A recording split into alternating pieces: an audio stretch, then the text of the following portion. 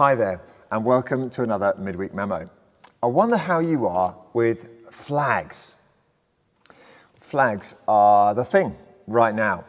You may have noticed this last weekend there were about 150,000 people at the Unite the Kingdom protest marches in London. And all of that is not disconnected from the Raise the Flag campaign. You may have seen Union Jacks and George crosses going up in different places around where you live, or indeed up and down the country. I couldn't help but noticing there are some questions and some connections that arise from the very passages of Scripture that we're reading, which we do need to wrestle with. Right now, we're looking at the book of Deuteronomy, and at the end of chapter 4, it says, "Keep the Lord's decrees and commands, which I'm giving you today, so that it may go well with you and your children after you, and that you may live long in the land your God gives you for all time." The book of Deuteronomy is Moses speaking to the people just before they go into the land. He says, look, you got to keep God's law.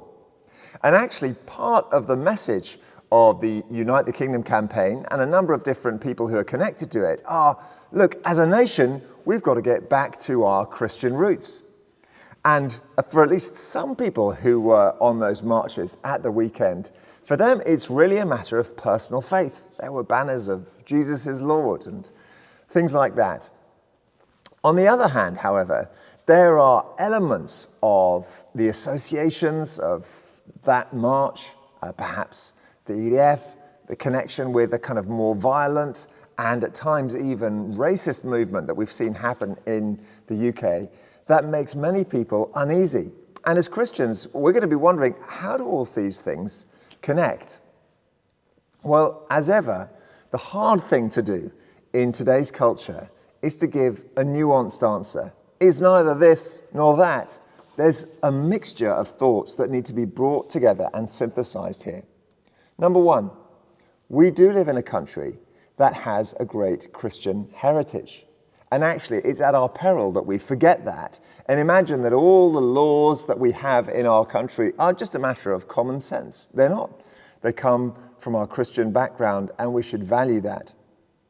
Number two, as Christians, we certainly believe that God's laws are there for our welfare, and that a country, therefore, that tries to follow his law is one that will be blessed simply by the goodness of doing so. We also believe that Jesus is Lord, and that his ultimate concern, his ultimate goal is for the whole world to recognize him as such. And of course, that means all the people in all the nations. So a vision for a nation that recognizes Jesus as Lord must be surely a Christian one. But there are other aspects to this that might make us a little bit more cautious. So, for example, we might contrast the mindset of the early Christians in the Empire of Rome with the mindset of the people of God in Canaan. Those who were in the Empire of Rome knew that they had just a little influence on the people around them. And in many ways, they were concerned with just keeping going. As a small group of exiles, they were thinking, how can we hand on the faith from one generation and preserve what we believe? Cast your mind back to the days of Israel and perhaps King Solomon. That was a completely different world. The king, God's appointed king, was in charge of the whole nation. The nation was explicitly following God, and all the rules were derived from his law. Well, here's the challenge for us. We are neither in Israel, nor are we in Rome. Ours is not a situation where there is a Christian government, where all the people in the land are explicitly committed to following Christ. And we need to recognize that. And even in these movements that say we need to get back to our Christian roots, we've got to recognize there are many who don't see the Christian faith as the scriptures would see it. But nor are we cowering in a little corner of the Roman Empire. We're not in a situation where we have no impact on our government and our land. And as Christians, we need courage to speak in the public square, to pray for those in authority, and to see if we can influence those around us in order to see God's laws enacted in our society for its good. Well, I wonder what you think. I imagine those watching this will have many different opinions, and I'd love our church to be a place where we can exchange that, where we can battle with these different ideas as we wonder, what does it mean to be Christians in this culture and to seek the welfare of our city? Lots to think about and to pray for.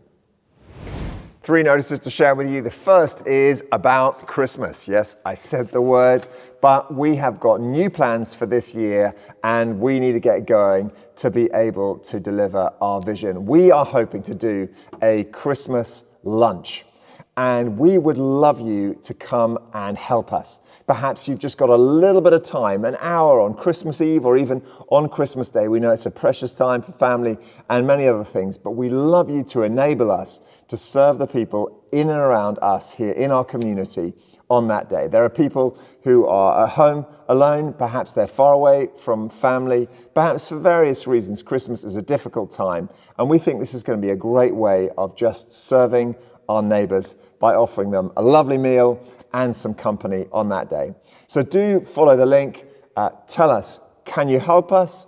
Can you invite others? Can you come along? Do you want to give and actually enable this to happen financially? Or could you just pray for the preparations and for those whom we reach out through this? So that's the Christmas lunch. A little bit closer to where we are right now, our ladies' breakfast is coming up. That's on the morning of Saturday, the 11th of October.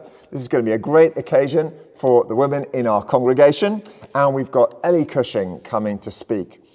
Ellie is a great and engaging speaker. She's on the topic of where is God when life is overwhelming. She's going to be sharing a bit of her own experience as a mother and just when life got really, really challenging for her. I think it'll be really engaging. I think it will really open up great discussion as we seek to walk together with the Lord.